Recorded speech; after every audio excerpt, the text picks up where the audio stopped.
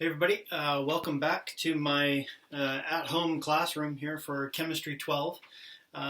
If you haven't been here before, this is Bennett's Chemistry 12 tutorials. What I'm doing is I'm doing a series of videos that will kind of replace the classroom instruction that you might normally get from your Chemistry 12 teacher from about the moment that school was shut down to the end of the school year because of the COVID-19 pandemic. And actually what has happened is you probably got cut off partway through your acid-base unit. So I've started my videos from the beginning of the acid-base unit, and I'm going to the end of the year, kind of anticipating that you may not be getting back to the classroom before then. You're obviously involved with what's going on online with your teachers and kind of this difficult situation.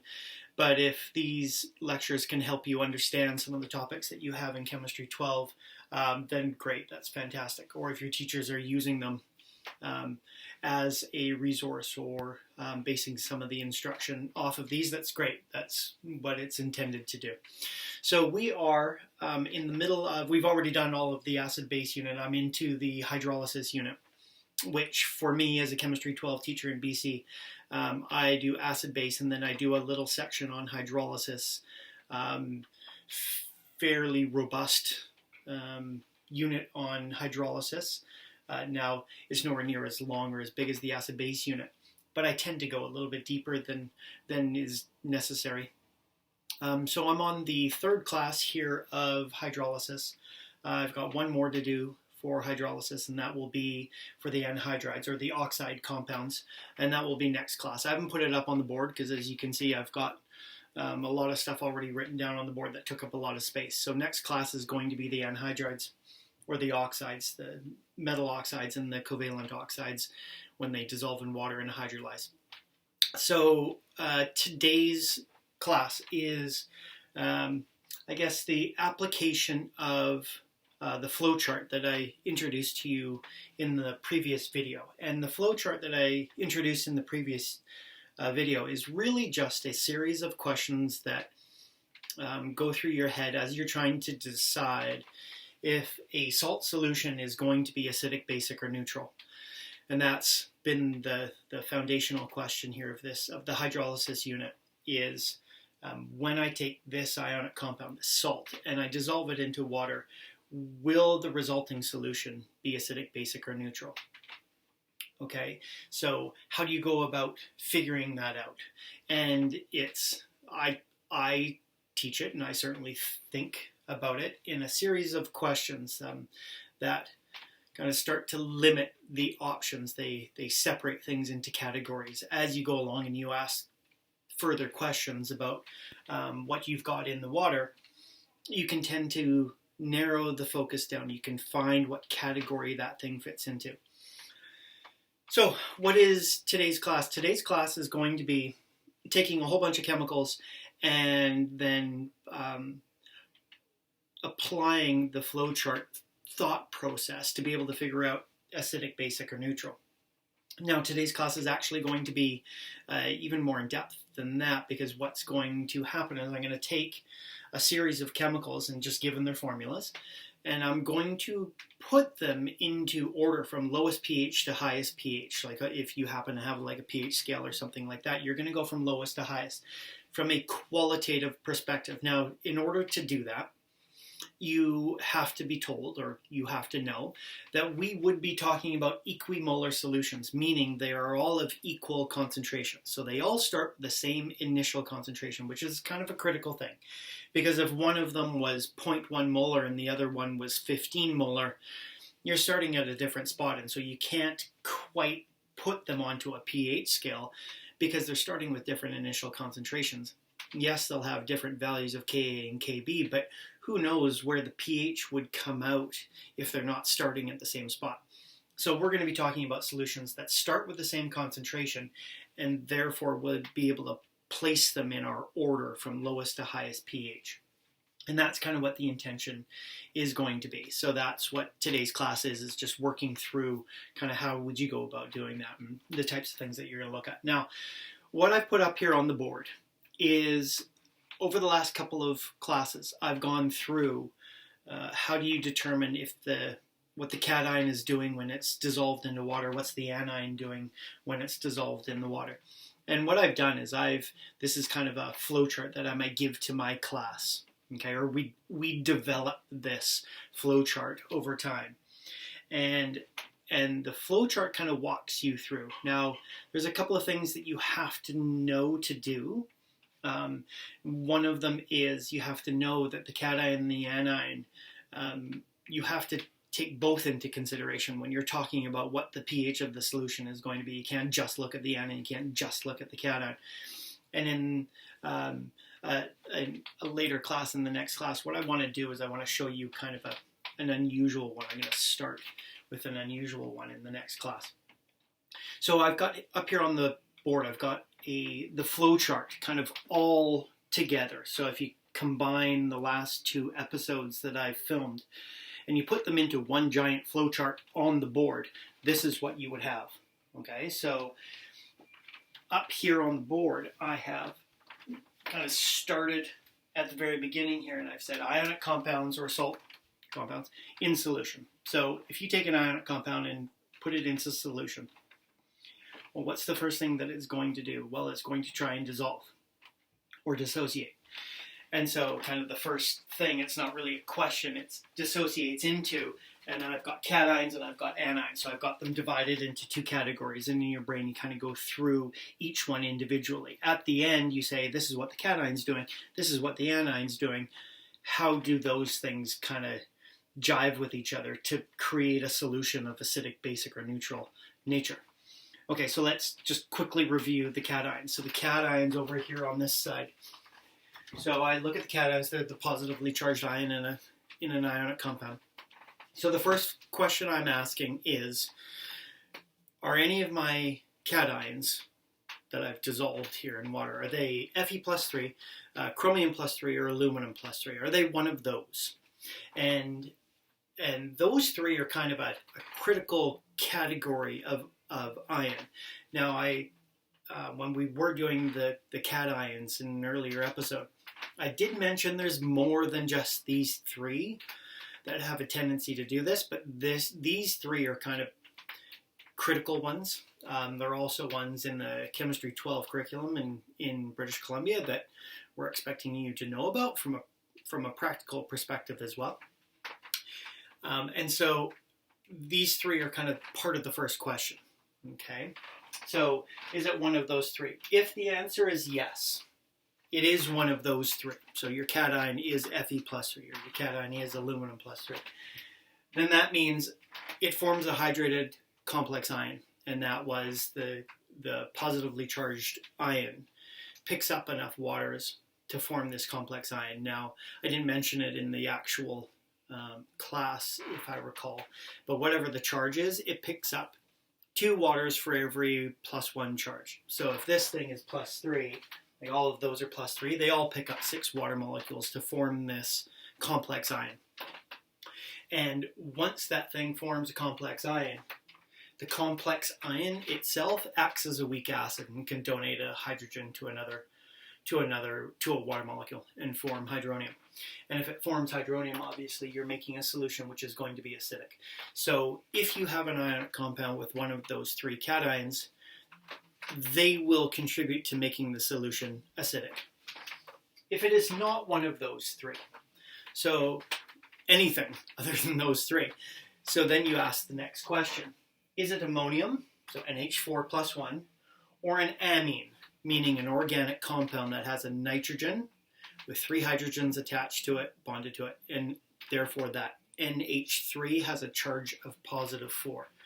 So is it an amine that can act as an acid? And if the answer is yes, that type of an ion forms or acts as an acid in solution and produces hydronium. Now, NH4+1, you probably know that ammonium acts as a weak acid. So do the amines. So they are going to produce, they're going to contribute to making the solution acidic. If the answer to the question, is it NH4 or an amine, and the answer is no, then that means you've got this whole kind of huge number or category of cations that actually don't do anything. And they end up being spectators. You will notice that all of the ends of the branches here of the cations, they go to acid or spectator. That's because the cations will never form, they'll never contribute to the solution becoming basic. They're either going to make it acidic or they're going to do nothing. They're going to be spectators. Okay? And by spectator, we mean they do not hydrolyze, they do not produce hydronium, they do not produce hydroxide because they're not hydrolyzing. So they just float around in the water. They're there, but they don't do anything from an acid-base perspective. Okay, so you kind of keep that. That is part of your thought process. You come over to the other side with the anions. And the anions, you're asking a different set of questions, but kind of the same concept. So you go over to your anion, which is the negative ion dissociation, and you ask the question, does it have a donatable H+, meaning does it have an H on the left-hand side? And by definition, it's an anion, so it will have a negative charge. So if that negative ion has a hydrogen on the left-hand side, like HSO4-, like HSO3-, like HC2O4-, those all have, they start with H, and so therefore they have a donatable hydrogen that can go to water and form hydronium. Do they have one? If the answer is yes, then you ask the next question. Is it the conjugate of a strong acid? Because that's kind of critical. Is it the conjugate of a strong acid? There are 6 strong acids. So if you have a donatable H+, you go over here, so your H is on the left-hand side. And are you the conjugate of a strong acid? If the answer is yes, there's only one thing that has a donatable H and is the conjugate of a strong acid, and that is HSO4-. It's the only one. So, like, you get this narrowing of the category to actually a single type of ion, and that's HSO4-, and that is an acid, and only an acid, and nothing else. So you would be talking about something contributing to making the solution acidic. If the answer is no, so you have a donatable H, but the answer to are you a strong acid is no, then that means you are amphiprotic, like the chemical is amphiprotic. And amphiprotic means you can either donate or accept an H. So you can act as an acid or you can act as a base, one of the two. So if you are amphiprotic, you need to determine, well, does this thing act as an acid and donate an H onto water to make hydronium? Or does this thing act as a base and pick up hydrogen from water to form hydroxide? So, and that's kind of a critical distinction because it's going to make the solution acidic or basic depending on which one wins.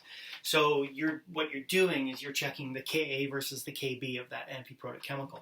And when the Ka is bigger than the Kb, then it prefers the predominant hydrolysis would be of it being an acid, meaning it happens more frequently.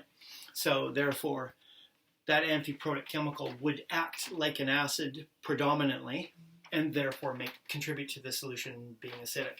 If the Ka is smaller than the Kb, Kb is bigger than the Ka, then that amphiprotic chemical predominantly acts as a base and therefore contributes to making the solution basic. Let's go back to that first branch. Does it have a donatable H?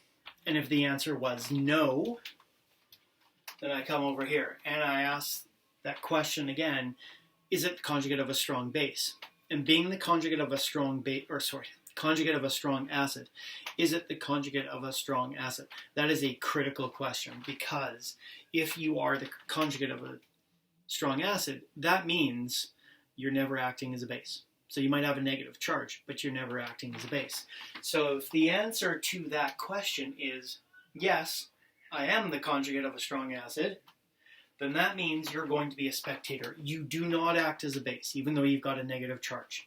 And by spectator, that means you do not hydrolyze, you do not form hydroxide, and therefore you just float around in the water. There are 5 ions that would be at the end of this branch. There would be chloride, there would be bromide, there would be iodide, there would be perchlorate, and there would be nitrate. So those 5. The 6th one is the hydrogen sulfate one that is over here. So there are 5 ions that would be no donatable H, but conjugates of strong acids, and therefore their spectators float around, do nothing.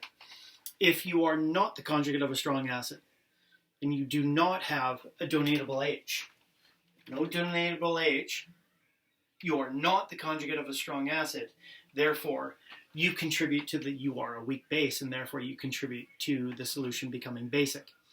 Now, imagine for a sec that you have, because you have to take into consideration what is the cation doing and what is the anion doing. So what if you happen to have a cation that is right here? Okay, so the cation is not one of those three, but it is NH4. So it's NH4 plus, and it contributes to the solution being acidic. Well, what if you follow along here and your anion follows there? Well, it's contributing even further to the solution being acidic. So you have two ions, the cation and the anion, making the solution acidic. What if you have an ion that is not aluminum, iron, or chromium plus 3, and it is not one of those nitrogen ions, polyatomic ions? Then you will end up being down here in the spectator. So the cation's doing nothing. But what if you happen to have an amphiprotic ion that its Kb is bigger than its Ka? Well, the cation is a spectator. The anion would then be right here. The anion's contributing to making the solution basic. The cation's doing nothing. It's a spectator. The overall solution will come out basic. And so that's kind of what you have to do. You have to go through your mind. Now, next class, you've probably already figured out, well, what if this leads to an acid and this leads to a base? What happens to the pH of the solution? And I'll introduce that in the next class. We'll make sure that we touch base on that, because your logic is probably going to tell you what the answer would be. Okay, now, really important concept here is that not part of the actual BC curriculum, it is not part of the BC curriculum to provide quantitative answers to the pHs. The curriculum is you're supposed to be able to do the qualitative analysis of these things, to be able to just tell, are we neutral, like are we at 25 degrees, is the solution 7, pH of 7, or is the pH going to be lower than 7, somewhere it's acidic, or is it going to be above 7, somewhere basic? And so it's not asking you what is the actual pH. Now, having said that, you can determine the pH. You can. Some teachers will go down that pathway, and that's totally fine. You have the ability to do it, because once you've determined, you're at one of the ends of these things. Let's say you come here, okay, and you've determined, okay, so I've got a spectator anion, but I've got one of these complex hydrated ions. Well, you can calculate the pH because you know what the thing is, so therefore you can look it up on the Ka table, which it's there. And if you look it up on the Ka table, you can do an IRE table. You can write an equation, obviously. You can put the IRE in there. You can do a K expression. And all you need is to know the value of the Ka, and you need the initial concentration. So if you're told, what is the initial concentration of this ion, okay, of this complex hydrated ion, then you can actually figure out what the pH would be as a result. So all of these things, if asked, you could combine all the weak acid, weak base calculation things that I did previously and what you've done in class with this chart to figure out kind of, okay, so what do we have and what is it doing? And you can actually do this quantitatively. I'm not going to go through this in this series of videos, but you can. Okay, so don't be surprised if you're asked to do it at some point along the way. Okay, so what I'm going to do now is, you can see there's a list of chemicals that are up there. They're all ionic, they're all soluble. Okay, every single one of them is a soluble ionic compound. And so every single one of them, when I put them into solution, will dissociate 100% into cations and anions. Okay? Now, what I'm going to do is I'm first going to erase the flowchart. And then what's going to happen is I'm going to go through and I'm going to categorize all of them. I think I've got 9 up there. I'm going to categorize all 9 into either acid, base, or neutral. Okay, and I may not have any acids, I may not have any bases, I may not have a neutral thing, I don't know. So we're going to go through all 9 of them and put them into these general categories. Then once we do that, then what's going to happen is I'm going to look at the things that are in the acid category, and I'm going to rank them. So if we had equimolar of all the acid solutions, which one would give me the lowest pH and which one would give me the highest of the acid pHs. Same thing with the base category. Okay, so what I will be able to do is I will be able to list them in order from lowest pH to highest pH, because obviously the acids will be on lowest on the pH scale. Then if there's a neutral thing, it'll be at 7, and if they're basic things, I can put them in order above 7. Okay, so that's kind of what I want to do. It's a good way of practicing using the flowchart, and it's also getting a good sense of how do you apply Kas and Kbs to be able to figure out kind of where everything is and strengths of things and all that kind of stuff. It also helps you out later on when we do titration. It's very important to understand what the pH, or sorry, the general pH of a salt will be, because you make salts at the end of a titration, and understanding that those salts don't necessarily always make a neutral solution is really critical to understanding pH at equivalents and things of that nature for titration. So that will be in the titration unit. So I'm going to erase this, and then I'm going to go through each one of these ionic compounds, and I'll do it pretty quickly because it could take a long time if we do all 9 and we take all day to do it. So I will go through all of them, categorize them, and then I will put them into order within those categories.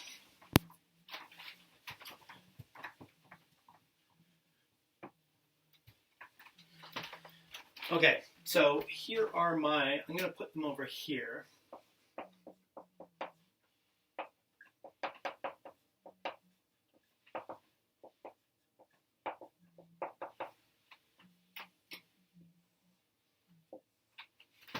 Okay, so anytime I determine if one is an acid, base, or neutral, I'll put it into its appropriate column.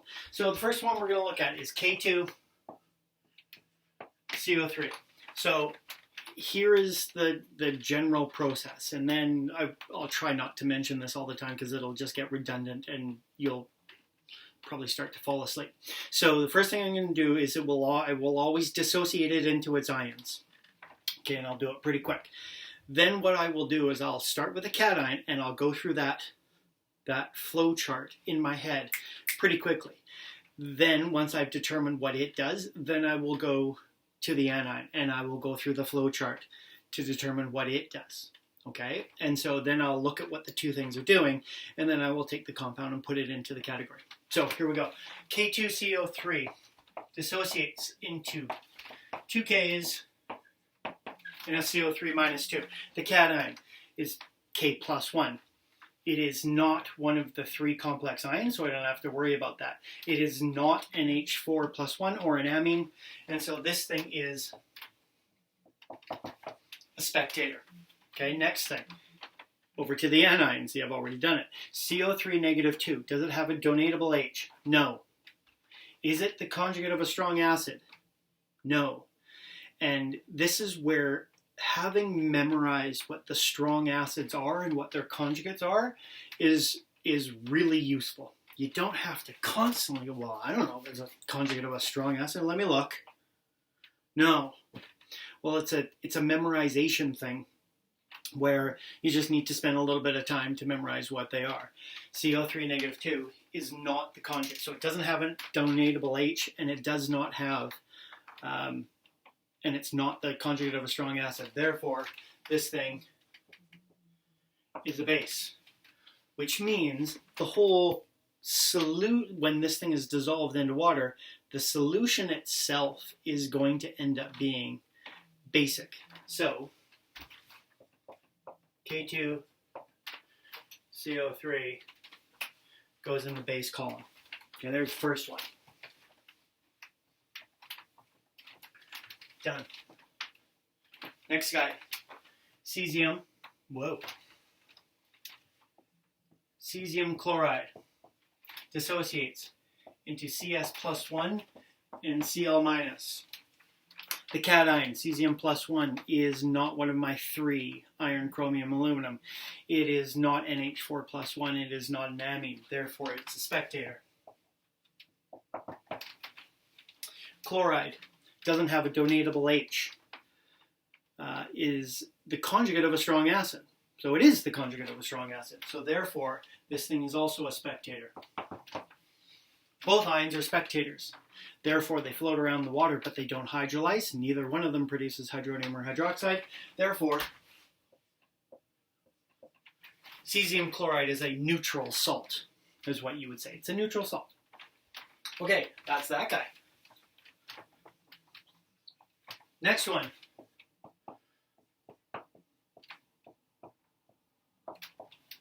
Lithium hydrogen sulfate dissociates.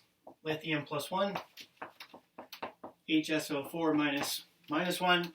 Lithium, it's not one of my three complex ions. It's not NH4. Notice how this happens quite often. This is a spectator. HSO4 minus, does it have a donatable H? Yes. Is it the conjugate of a strong acid? Yes. It is HSO4 minus. Therefore, it's an acid. Okay.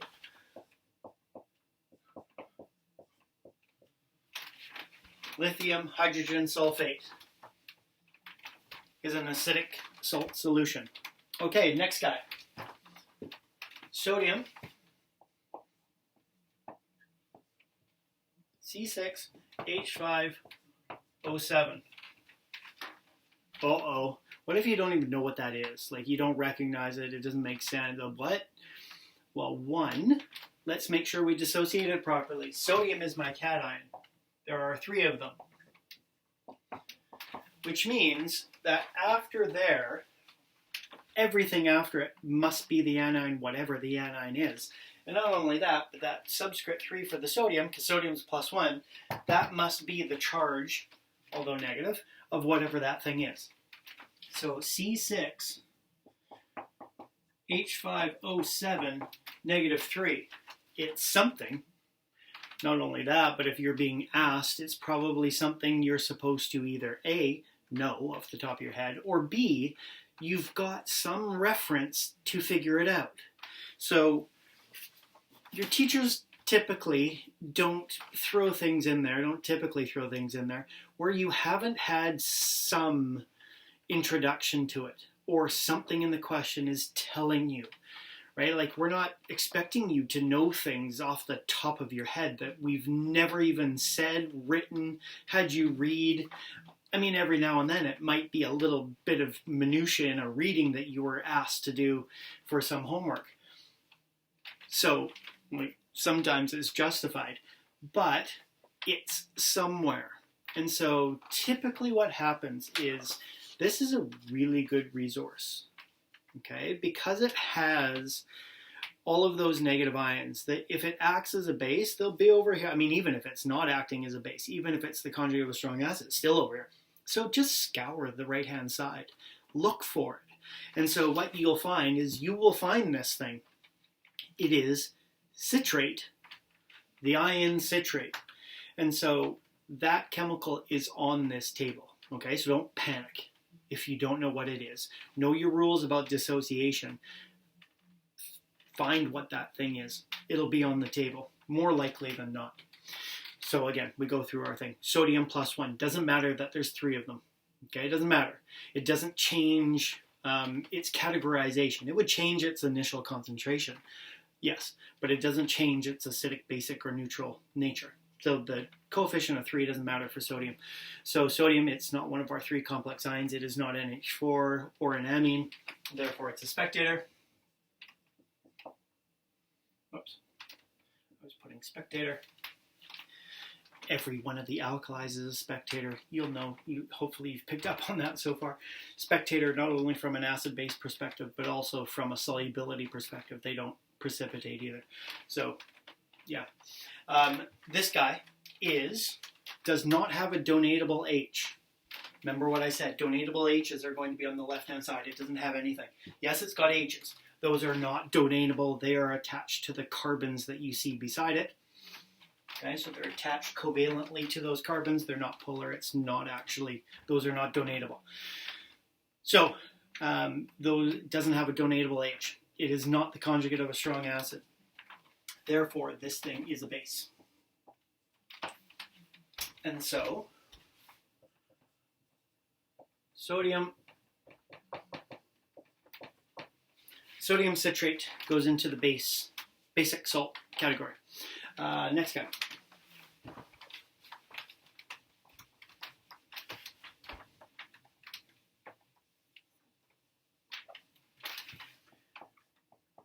NH4Br goes to ammonium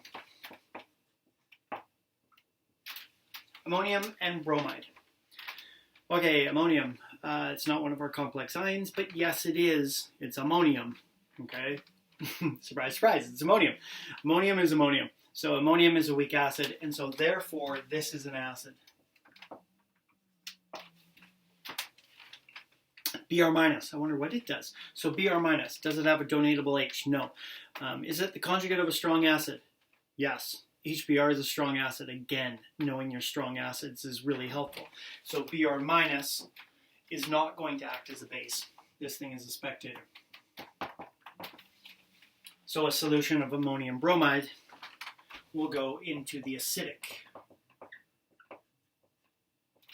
category. Okay, so an acidic salt. Next one.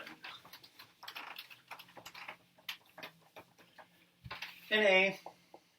Oh, let's do this a little higher. Anticipate a little more. Dissociates. Sodium is our cation, meaning that HSO3 minus, okay, or the rest of the formula is going to be our anion.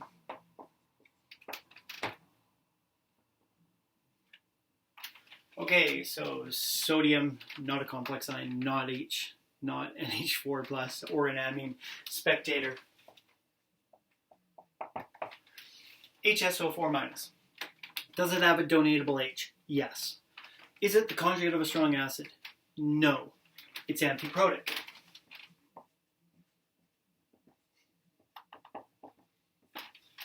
Which means we have to take it a step further.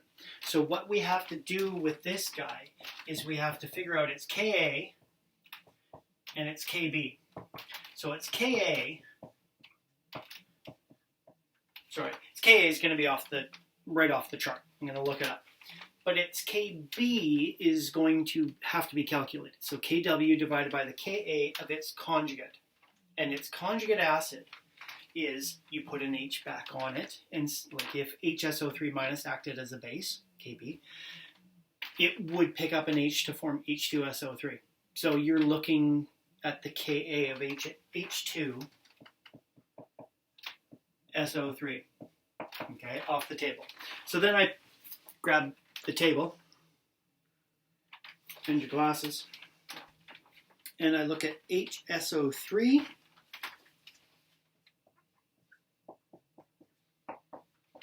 and there's its Ka. Kind of an interesting number because it's 1 times 10 to the negative 7, and that's exactly what hydronium is for pH of 7.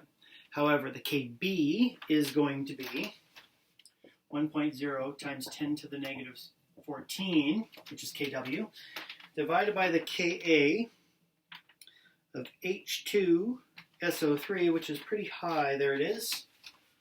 1.5 times 10 to the negative 2. Let me double check. Yes. Okay, so then I do the math.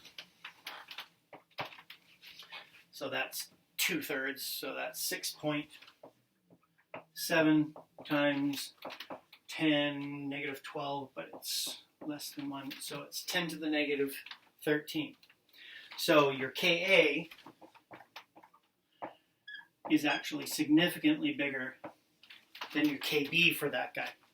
And because your Ka is bigger than your Kb, quite a bit bigger as a matter of fact, it's about 10 to the 6 times, so it's about 1,000,000 times better as an acid than it is a base. We put sodium hydrogen sulfite in the acidic salt category. Okay? 3 more.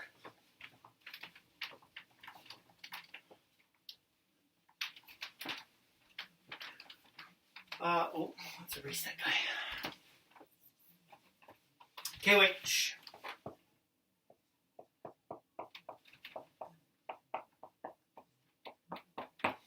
K plus, not a complex ion, not NH4 or an amine, therefore it's spectator.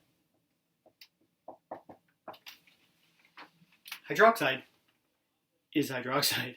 So hydroxide is what bases make, and it's already there. So this is quite obviously a base.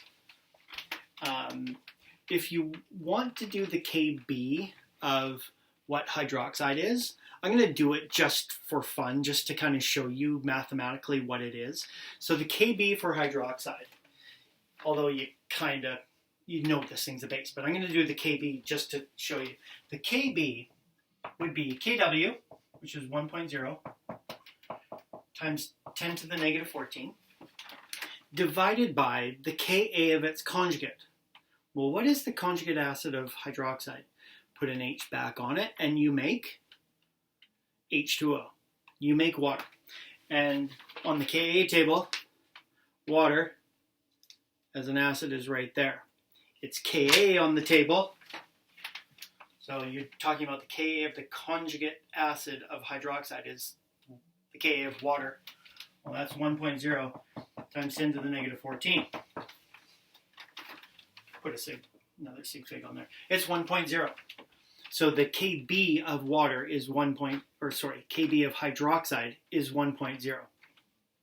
Okay, so keep that in mind when we're starting to categorize things over here. So the KOH goes on the basic side.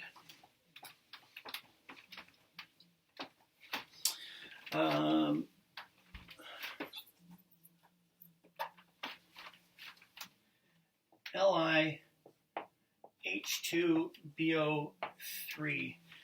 It's called dihydrogen borate is what that thing is called. So lithium plus 1, H2, BO3 minus.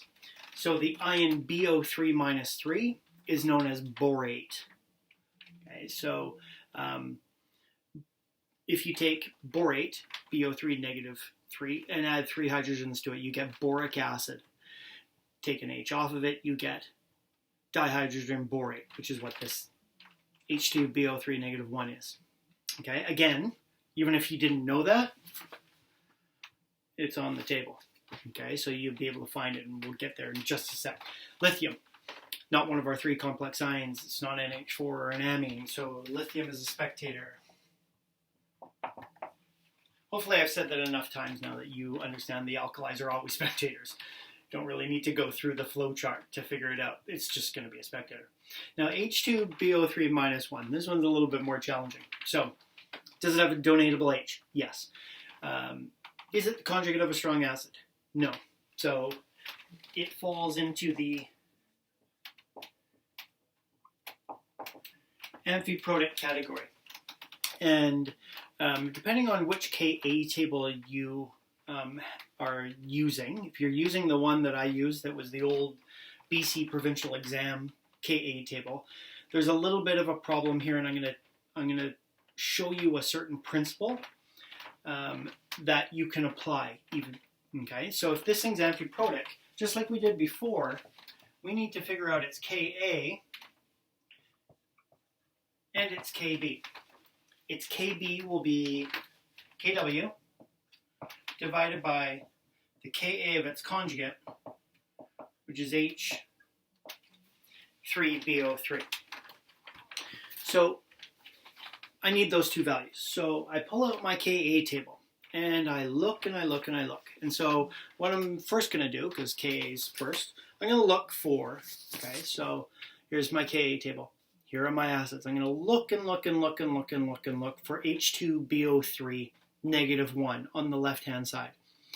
And you look and you look and you look, and you cannot find it. Okay, it is not there. Apparently, it's not even an acid. But, like, it doesn't even exist, according to this. But it's got H's. I mean, it must have a Ka. It's just that they don't put every acid in the universe on here. It would be a page a mile long. So, H2BO3 -1 is not even on here.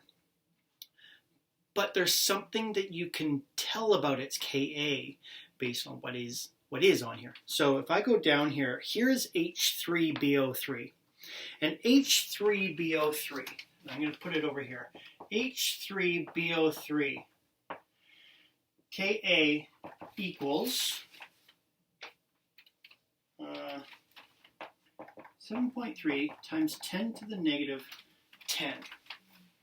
So boric acid, H3BO3, has a Ka of 7.3 times 10 to the -10.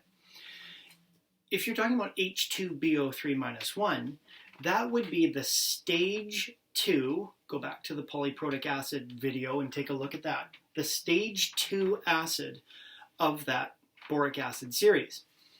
The stage 2 acid always had a Ka less than the Ka of the stage 1 acid.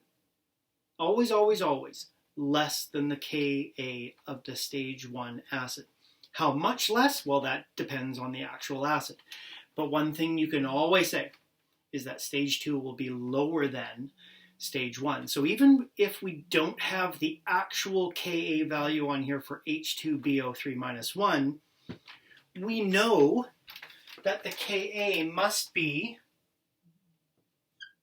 less than 7.3 times 10 to the -10.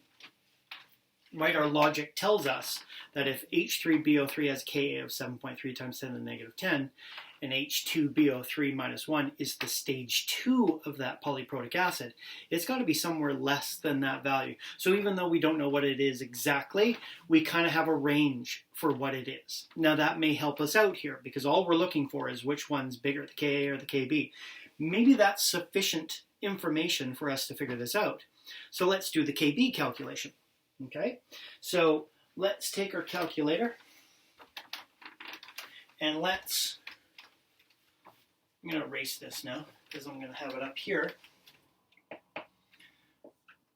7.3 times 10 to the -10, 1.0 times 10 to the -14. You can already probably tell where I'm going with this. So 1 times 10 to the -14 divided by 7.3 times 10 to the -10 is 1.4 times 10 to the -5. So even though we don't have an exact answer for what the Ka of H2BO3 -1 is, we have a range, a ballpark. It cannot be bigger than 7.3 times 10 to the -10. So whatever it is definitely going to be smaller than that. So that means the Kb is definitely bigger than the Ka, whatever that Ka value is. Our logic is telling us it's got to be that way. Therefore, this thing's base. Okay, so this guy's antiprotic, but through all of that kind of logic that we just did there and applying the concept of figure out Ka, Kb, compare the two, and the principle of polyprotic acids and the stage 1 versus stage 2 Ka values, take all of that knowledge and we come to the conclusion that LiH2BO3 has to be on the base side. So it's a basic salt. Last but not least,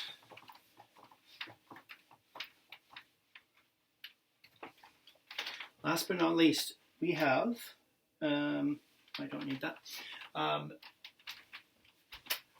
chromium nitrate. So CrNO3, 3, dissociates to chromium plus 3, whoops, and 3 nitrate ions. So chromium plus 3, is it one of our 3 complex, hydrated complex ions? Yes. It is one of those 3. So it forms a hydrated complex ion that acts as a weak acid. And so this thing actually makes the solution acidic. Okay, cool. Even though it doesn't have H on the surface. Like when you first do the dissociation, you might miss that if your brain doesn't, kind of sirens go off in your head that chromium, iron, and aluminum, chromium, iron, and aluminum, find them. There they are. This guy, no donatable H. Conjugate of a strong acid. Yes, NO3 minus is the conjugate of a strong acid. So therefore, this thing is a spectator. And so chromium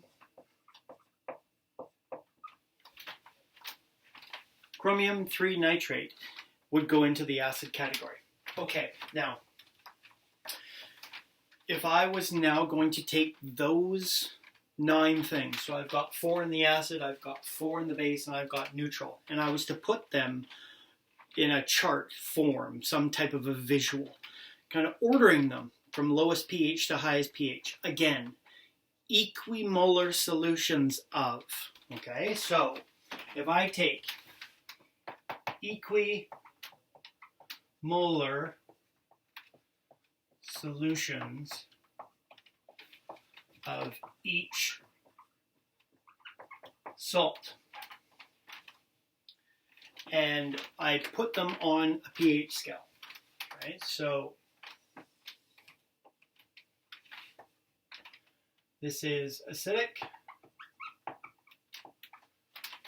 this is basic, or alkaline. There's 7.0.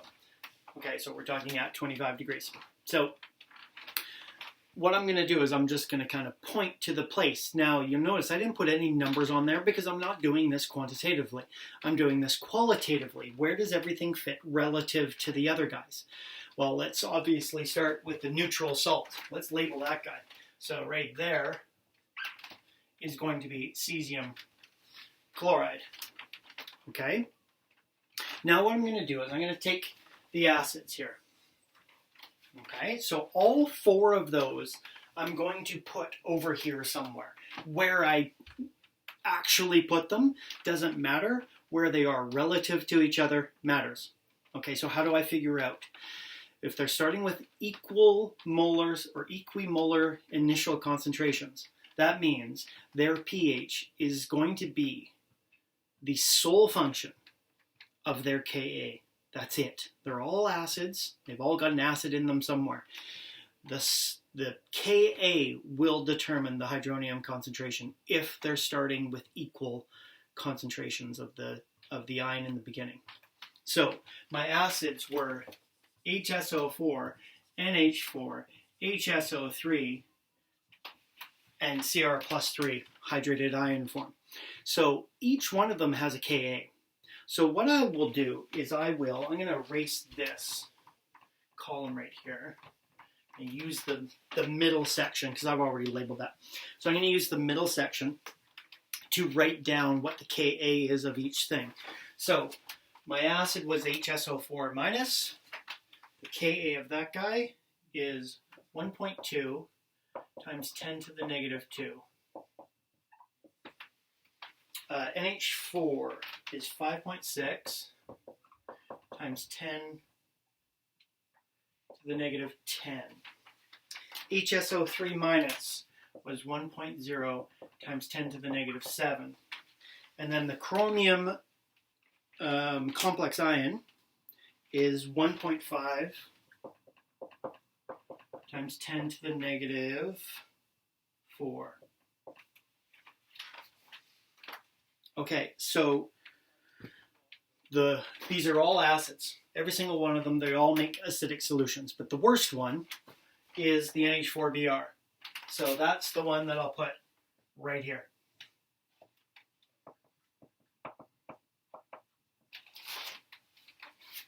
The next one, okay, you'll notice that I don't care what the actual number is. This is all relative. So the next one, so I've already done this guy. The next one would be the NaHSO3. Okay. Next guy is the chromium.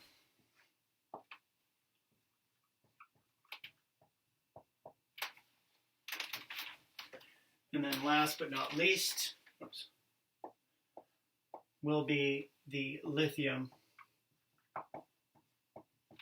hydrogen sulfate. So I've put all those four in order so far. Okay, so I've got the neutrals, I've got the acids. Great.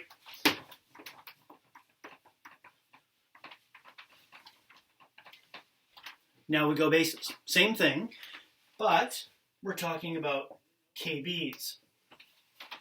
Okay? Now, do you actually care what the number is? The number's really easy. With the number sitting in front of you, it's really easy to tell which one's first, which one's higher, which one's lower, all that kind of stuff.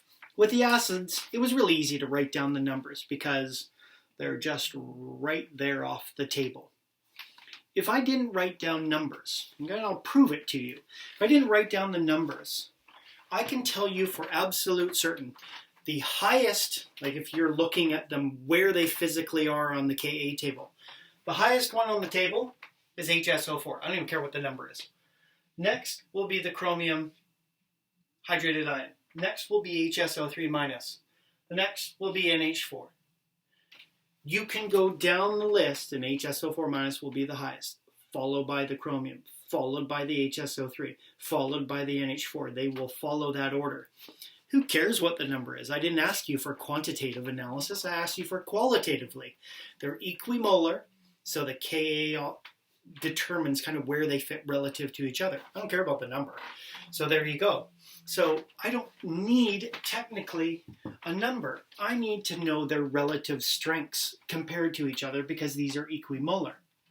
So really all I need to do is find the bases on the right-hand side. The stronger base is always lowest on the table. The weakest base is always highest up on the table. So you can go through all of these and just kind of label them. So CO3, let's underline what the bases were. CO3, citrate, hydroxide, and dihydrogen borate. Okay, so CO3 is right there. Where's C6H5? C6H5O7 is higher than it. Where'd it go? Right there. So relatively speaking, CO3 is a better base than citrate ions. So if I follow this theory, this philosophy, this guy is going to be number one, hydroxide. On the right-hand side, it's the lowest thing on the list. The next guy up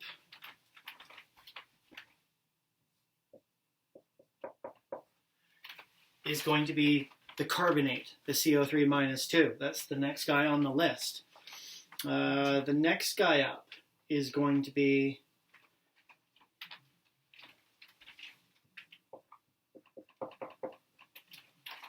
the dihydrogen borate. And then obviously, the citrate is up there. So you can just rank them. You don't need the actual number. Now, if you calculated the number, like if you actually pulled out the calculator and did Kw divided by the Ka of the conjugate of everything, you would see the numbers of the Kb would follow this order. This would have the biggest Kb, this would have the second one, and so on, so on, and so forth. So, but I don't actually need them. All of it's linked together. So now when I come over here, if the one closest to neutral will be the worst base. Just like the one that was closest here was the worst acid. The worst base, which is number 4 here, will be closest. So that is Na3.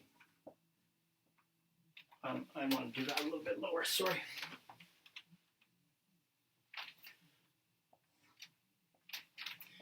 So Na3 C6H5O7. Okay, and then the next one will be, sorry, fade to black. The next one will be the dihydrogen borate.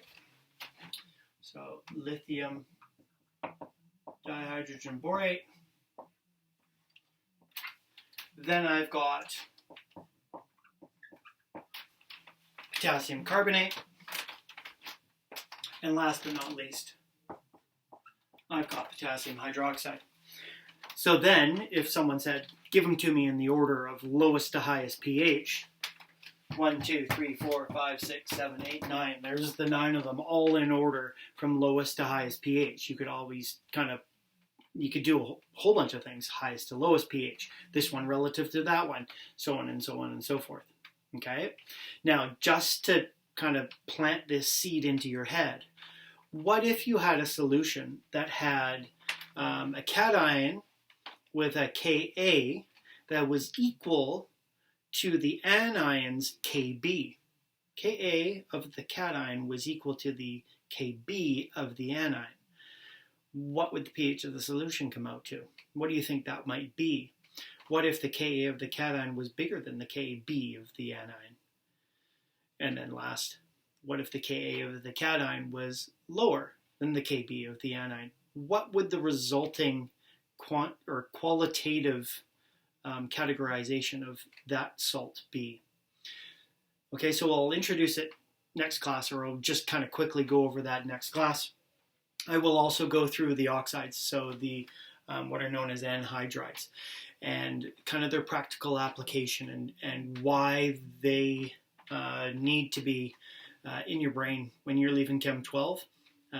You'll see that there's some environmental issues that come out of this. Okay, so we've got one more class of hydrolysis, and then after that we start into titration. So until then, take care. Socially distance. Don't socially isolate, but socially distance from people. So hopefully you're doing well. We'll see you next time.